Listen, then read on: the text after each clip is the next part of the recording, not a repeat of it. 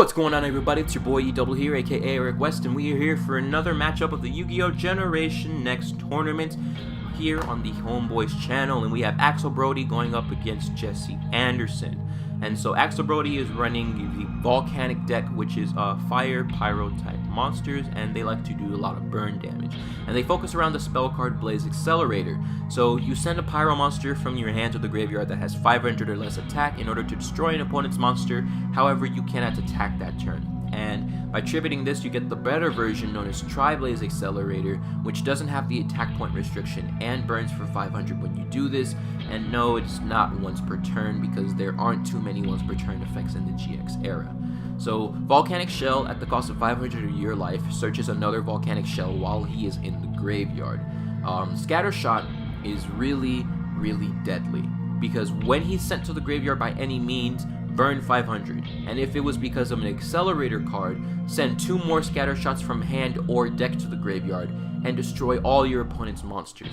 And since those 2 went to the graveyard, burn for another 1000. And if you use Tri-Blaze Accelerator, burn for another 500, making a total of 2000 burn damage and a Raigeki. But of course it is kind of a one-shot thing, but don't worry because with cards like Volcanic Recharge, you can just send them back into your deck and try it again. And the last card that needs to be in the graveyard is Volcanic Counter. While in the graveyard, as soon as you take battle damage, it banishes itself in order to inflict the same amount of battle damage to your opponent. If destroyed by battle, Blaster can search for any Volcanic monster. Slicer is an 1800 beat stick that can burn for 500, but you can't attack with him that turn, so you can only really use this effect if you're going to use your Accelerator spell card, because those shut off your battle phase essentially.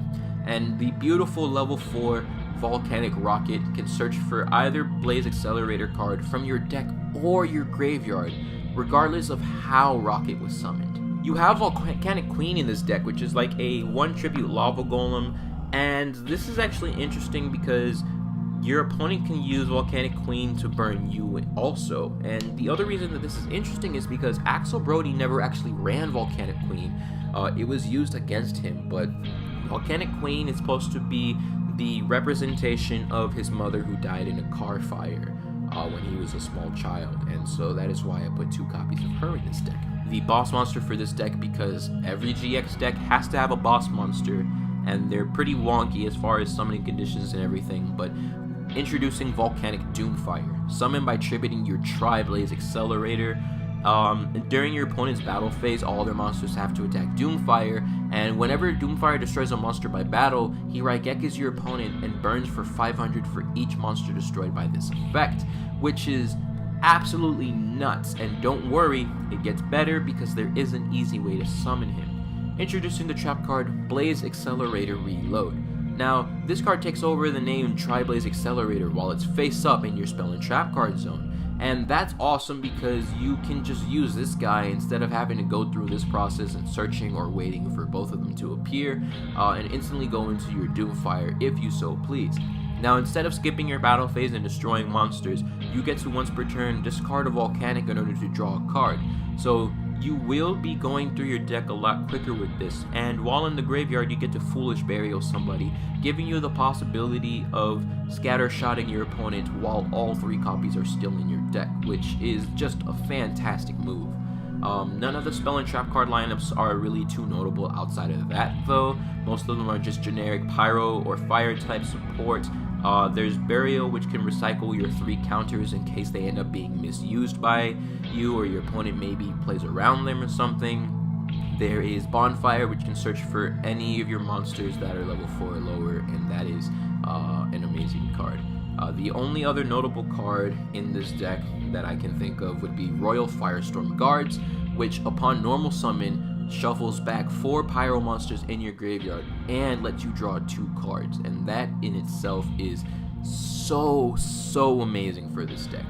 As for the extra deck, Granosaurus is only here because it can do burn damage, and Flame Vixen is only here because it's a rank 4 pyro fire monster, but being realistic, I don't see myself being able to summon these 2 Xyz monsters, but you never really know what happens.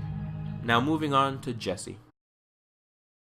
So Jesse Anderson is running the Crystal Beast deck, which was given to him by Pegasus after winning some sort of tournament, and the Crystal Beasts are the 7 colors of the rainbow in animal form, and they can use the light of their gems in order to summon the Rainbow Dragon. Sounds like some Steven Universe type of shit, but I'm serious, this is how this works.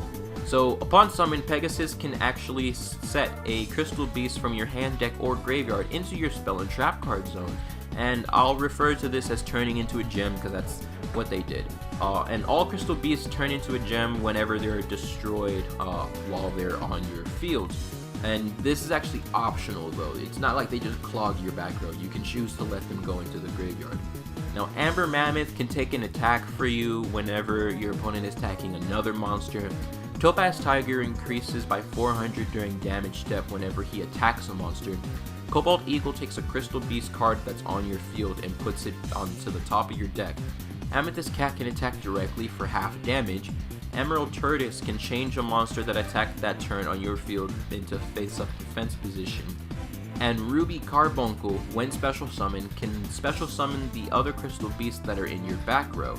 And since this is the anime Ruby Carbuncle, he has one additional effect, which is if this card is a gem, special summon it, triggering his own effect, which is absolutely phenomenal for this deck, making it so much faster, giving it so much more recovery ability, etc, etc. And when you have all 7 differently named Crystal Beasts between your field and your graveyard, you can go ahead and summon the Rainbow Dragon with 4,000 attack points, as strong as a god card, and that in itself gives other decks a lot of problems. Now, the balance is that you cannot use its effects during the turn that Rainbow Dragon is summoned, but the 2 effects that it does come with. 1. During either player's turn, you can send all Crystal Beast monsters that you control to the graveyard, and no, that doesn't count your back row, and he permanently gains 1,000 attack for each. And his second effect is during your turn, banish all Crystal Beasts in your graveyard in order to shuffle all cards on the field into the deck, but that can be problematic because if you banish your only copy of Cobalt Eagle or one of the other 2 down here, then you can't ever summon another Rainbow Dragon, and so you're stuck relying on whatever Crystal Beast didn't get banished. As for the spell cards, the majority of them rely on having gems in your back row in order to really use their effects, so some of them are somewhat useless and others are just a little slow to activate, and your trap cards focus around trying to get some consistency for you, and as well as some sort of protection, you know? They'll either help you search for Rainbow Dragon, help you summon it, or they'll help you stock up your back row with some more gems. However, the one notable trap card here is Ultimate Crystal Formation. So when a Crystal Beast monster is destroyed by battle, send the 7 different Crystal Beasts face up from the field, from your hand, or from your deck to the graveyard in order to fusion summon the new dragon. You can banish this guy from the graveyard, and you can put any number of Crystal Beasts from your graveyard into your back row.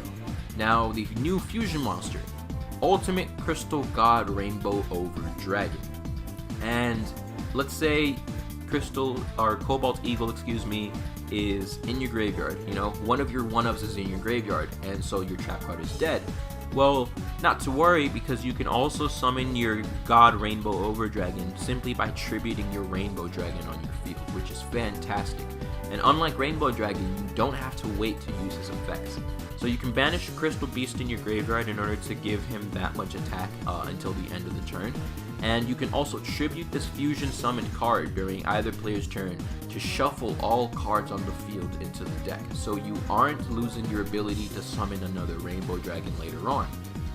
And as for your side deck, the 2 most powerful cards that this deck comes with are Rainbow Bridge, which searches any crystal spell or trap from your deck, and Crystal Bonds, which gives you a search for a Crystal Beast monster and puts another one from your deck into your back row. So fantastic, and I decided to put 6 in here not because they're staples, but because there's a lackluster spell card lineup, and you know, the Crystal Beasts themselves are actually pretty weak. If you can get over 1800 attack, then you can get over this entire deck. Oh, and there's actually Pendulum monsters in here too that can provide card effects, protection, and non-targeting abilities. The Vanguard can tribute itself to search for Rainbow Dragon or a Crystal Beast or a Crystal card. and Protector works like Blackwood Galoot for your Crystal Beast. So that's about it for both of these decks. Now moving on to the duels.